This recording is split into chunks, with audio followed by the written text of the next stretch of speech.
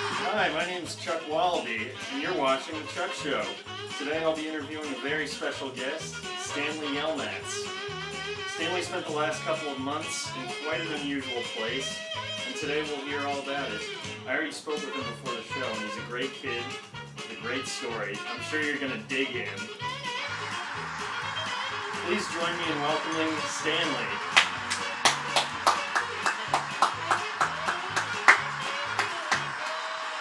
Come on, Stanley, don't be shy. Get out here. Hello, Dr. Chuck. Hey, how's it going? I'm Stanley Yelnats. Nice to meet you. Nice to meet you. So, how you doing today? I'm doing well. It's nice to be here. Thanks for having me. Yeah, you got it. How old are you, Stanley? I'll be 16 years old next month, Dr. Chuck. That's a pretty nice beard you have there for a 16-year-old. Thank you. Thank you, kind sir. Thank you, kind sir. So, what's the name of this unusual camp you were at? Well, Dr. Chuck, I spent the last 4 months of my life at Camp Green Lake. Why'd you have to go there? Well, it's not your normal camp, Dr. Chuck. You see, this Camp Green Lake is a sort of detention center for bad boys. But, of course, I was wrongly accused.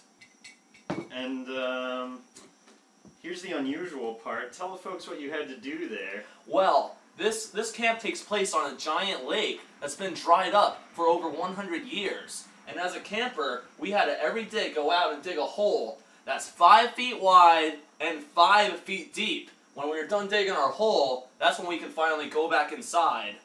So where's your shovel? Oh no! I'm never touching that thing again. But to give you an idea, let me just use my spoon here. If this was my shovel is actually 5 feet long, exactly. Now, when we were done digging the holes, we had to stick our shovel in the ground, and there couldn't be any top showing, and we had to put it all the way across and be able to turn it all the way around. That's a big hole! It certainly is. And I understand you made some friends there, despite all the manual labor. I did.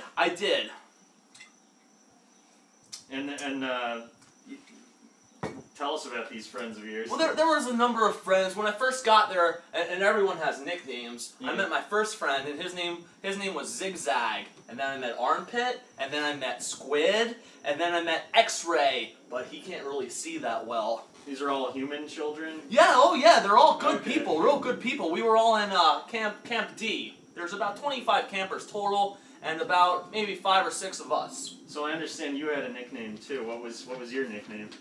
Well, Dr. Chuck, they called me the Caveman. But then you had a really close friend there.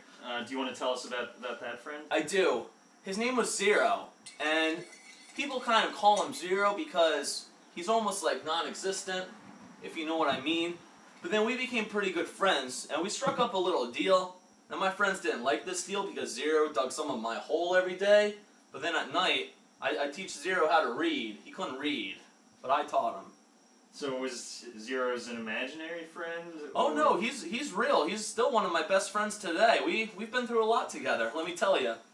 Oh, okay, what happened between you and Zero? Well, Zero ran away, and we're out in the middle of the desert, and I mean, there's no water out there, so I was really worried about Zero. Yeah. So one day, my boss, Mr. Sir, came in his pickup truck to fill up all our water canteens, and I stole his truck, and I started driving across the lake. But then, of course, I drove into a hole.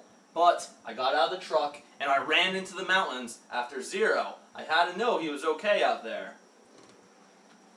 And how did this whole adventure end? Well, I found Zero, and then we spent some time camping up in the mountains. He found some old peaches that this lady named Kissin' Kate Barlow used to have buried under her boat. And he took those peaches and he called it sploosh! And it was disgusting because those peaches have been under that boat for a long time. But still, when you're that thirsty, anything tastes good. So anyway, Zero and I, we went up this mountain right by this giant rock formation that we called God's Thumb. And we camped out there underneath that formation and we dug up all these onions. So we basically survived off of sploosh and onions for about 5 days before we went back to camp. So what happened when you went back to camp then? Well, when we went back to camp, we saw the counselors and we tried to steal food because we were pretty hungry and sick of onions by this time, but they caught us. But that's when my lawyer showed up. And how did your lawyer get you out of this mess? She just pulled me out of there. She said, Stanley, you're coming home. And I was like, what are you doing here? My parents can't afford no lawyer. We're not rich people. And then I said, what about my buddy Zero? Because I was worried that the camp counselors, especially the warden, she was mean, that she was going to kill Zero. So my lawyer brought Zero back with us as well. That's an amazing story, Stanley. Thank you for having us. Well, let me tell you how it ends. See, my dad, Dr. Chuck, he was always trying to figure out a way in which to recycle old sneakers. He was trying to find a way to make them useful, and he never could. But then in the end, he developed this anti-odor formula such as the world has never seen. And he marketed it, and he became rich. And you know what he called that? No. Sploosh.